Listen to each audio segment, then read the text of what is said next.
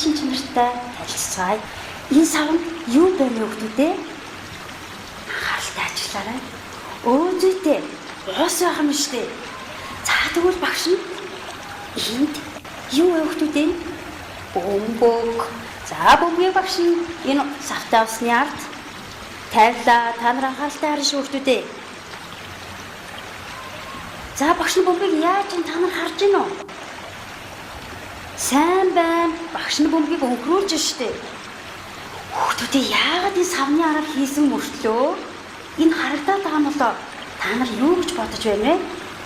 За ус өнгөгүй учраас бөмбөг маань харагдаж байна. За тэгвэл багш нь усыг үнэрлээд үзье. Хүүхдүүдийн чинь үнэргүй юм шүү дээ хүүхдүүдээ. За тэгвэл ус маань бас үнэргүй юм байна. Та нар бас багшигаа дагаад усыг үнэрлэж үзье шүү. За тэгвэл багш нь усыг амсаж үзье. Бас амтгүй юм биш үү хүүхдүүдээ? За тэгвэл ихнээс нь усныхаа шин чанарыг дахин нэг тодорхойлъё хүүхдүүдээ. Ус өнгөгүй. Бас яг үнэргүй. Амтгүй юм бэ. Хүүхдүүдээ ямар усыг ууж болохгүй вэ? Багштай хэлээрэй хүүхдүүдээ. Бохирдсон усыг ууж болохгүй. Зүйтэй. Түүхийн ус ууж болохгүй. Хүйтэн ус ууж болохгүй байна. Хүйтэн ус уул яах юм болоо хүүхдүүдээ? Хоолой нүдэн ханаад хүрнэ. Бохирдсон ус уух юм бол эзэн нь өвдөнө. За тэгвэл ямар усыг уух ёстой юм болоо хүүхдүүд? Буцалсан усыг уух юм байна. За зүйтэй. Цэвэршүүлсэн ус уух юм байна. За тэгвэл хүүхдүүдээ одооноос бүгдээрээ түүхийн ус ууж болохгүй байна. Бас бохирдсон усыг ууж болохгүй байна. За одоо багшийн анхааралтай нэг хараарай хүүхдүүдээ. Багш нь нэг савнаас нөгөө сав руу ус хийлээ. Анхааралтай ажиллаарай. Энэ ус яаж вэ хүүхдүүдээ? Урсаж байна.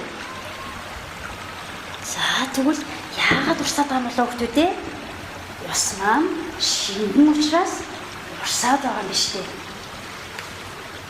За тэгвэл ус маань бас шингэн зүйл юм байна. Мөн өнгөгүй тунгалаг, үнэргүй, амтгүй. За тэгвэл та нар усны шин чанарыг мэдж авсан уу хүүхдүүдээ? За сайн байна. Тэгвэл багш нь дахиад нөгөө усаа савндаа юулж хийх нь та нар маш анхааралтай ажиллаарай.